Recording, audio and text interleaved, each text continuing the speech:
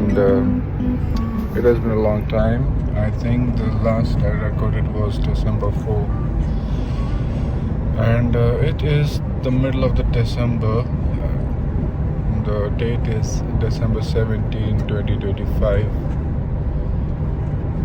This is a winter in full swing, and everything looks foggy. It's around 7:50 in the morning, around 8, and you can see the vehicles coming from the other direction with their headlights turned on. I'm on a road, and it's a highway. It's my usual route you must have seen in my previous videos. The only difference is that it seems very chilly outside, and which it is in real also. I am wearing multiple layers of clothes. I have to go to gym, and I'll be taking off few of the layers in order to work out. I get completely drenched in the morning because I do vigorous cardio exercises. My routine for the exercises goes on like this. I start with the joint movements, wherein I move all the joints of the body in order to warm up and also make the blood flow smoothly to the joints and the muscles which make those joints move. And also the joint movements lubricate your joints in order to make them ready for the moment. So if we do not do that, the chances are that there may be wear and tear when you start doing exercises without a joint movement, because exercises usually which I follow are the calisthenic ones, the bodyweight training exercises, and in them most of the exercises involve foot body movement, full range of motion. So I was distracted by this horse over there, because of which there are chances that if you have not warmed up or if you have not moved your joints to their full range of motion, and you are trying to lift your body weight, you may feel a little weary at times. So that's what I do start with, and then I start with a particular group of muscle group. For example, I will be doing upper body exercise today, particularly the chest, and I'll start with the push-ups, the normal body push-ups, and then I will increase the number of reps, or I will increase the resistance by either adding the weight vest or elevating my lower body so that I can put more force on my chest muscles. And thereafter, after completing an exercise of a particular muscle group, I do, and yes, in between the sets of the exercises, for example, if I'm doing chest and I'm doing push-up, and I did one set of exercises including push-up with let's say 20 reps in the beginning, and then I'll have to do another set of the same exercise with the interval of, let's say, 20 to 30 seconds in between, or maybe a minute. So in that interval I will be doing the basic kick exercises, like I'll be doing the knees or maybe a front kick, because I do like kickboxing, and these, if you keep your parts mobile and if you know how to move them, you will not have any difficulty the time you want them to move. For example, a street fight, or maybe any other fight you want to you get involved or you want to get involved voluntarily. So if you have not moved your limbs and you have not practiced how to kick or how to punch, you'll not be able to execute them properly, and in the real fight you may break your wrist, ankle, and your punch may not be aimed, may not fall at an aimed position or a person.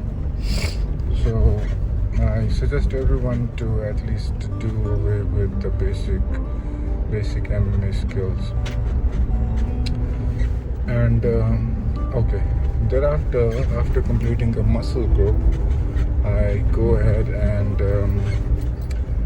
do cardio exercise. Particularly, I have been doing running because I had been making my posture correct for, let's say now, 6 months, ever since I ran a marathon, because in that marathon I realized that I need a lot to work on my muscles, on my posture. And if I did work on my posture, my running speed will increase, my cadence will be better, and I'll be a better and effortless runner. And my muscles, and particularly my joints, including knee and ankle, will not have as much strain as it did in the previous marathon.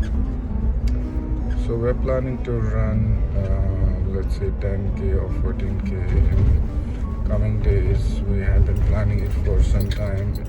Because of the cold, we have not been able to go out, and also I had this trip which I recently had to Jaipur with the friends, with my college friends, including Vijay, Ajit, Ram, and we went to Jaipur, and in Jaipur we went to several places. Everything was fine, but the diet was an issue. I was not able to get the proper source of protein. I was not exercising properly, so it was tiring. It was enjoyable, but also it was tiring. What else? So yeah, these are the things which I wanted to mention. Okay, yeah, coming back to an exercise, after the cardio, I will usually wrap up by doing a stretching session in which I try to make my side split better, and I also do the several other yoga movements like cobra pose, cat and cow pose, and which enhances my spine flexibility. I also work on my pelvic movements, mobility exercises. So there's a lot which I stuff in these few hours I spent at gym in the morning. And so that's it. I wrap up with this, and after that I take a shower over there in the gym, followed by cold shower of, let's say, 10 to 20 seconds. I let the frozen water fall on my body from the shower, and let me tell you, it feels like needles, hundreds of the needles hitting my body at the same time. Yeah, it used to be shocking earlier, and I used to wait a lot before turning the knob towards the colder side, and then I used to take one part followed by another in order to let my body know that yes, I'm going under the cold water. Now I have got sort of used to, but it still feels scary whenever I do it, I sort of plunge into it. I don't go part by part, because I have read somewhere that by waiting few seconds, the temperature of the water is not going to be better. It's a sort of shock therapy that I give myself in the morning, and thereafter cold doesn't harm me because I come out of the shower, change my clothes with ease and grace. And I have seen people who shower with the hot water. They do have this issue of changing clothes by keeping the windows and everything closed so that they can change them quickly in order to feel the warmth. I don't need to, because my body emits heat at that time. So that's my schedule, that's my morning schedule. And today I'll be heading towards Lower Court. I have a matter listed. It's a long pending issue wherein I have already filed the witness affidavits, and other counsel has to cross them. The problem with the case has been that there has not been a meeting of the minds, in a way that it has been lingering on for 2 years now. And every time something happens, sometimes the other party is not present, sometimes the other counsel is not present, sometimes the judge is not present, sometimes I'm not present, and sometimes my witness is not present, and sometimes my client is not. So it all takes a lot of time. Otherwise, it should have been, I have already submitted the written affidavit of the witness affidavit. Maybe it should have been decided on that. But let's see what happens in the cross-examination. So that's it from today's podcast and a journal entry. We'll meet again in the next. Till then, take care of yourself and take care of those who take care of you.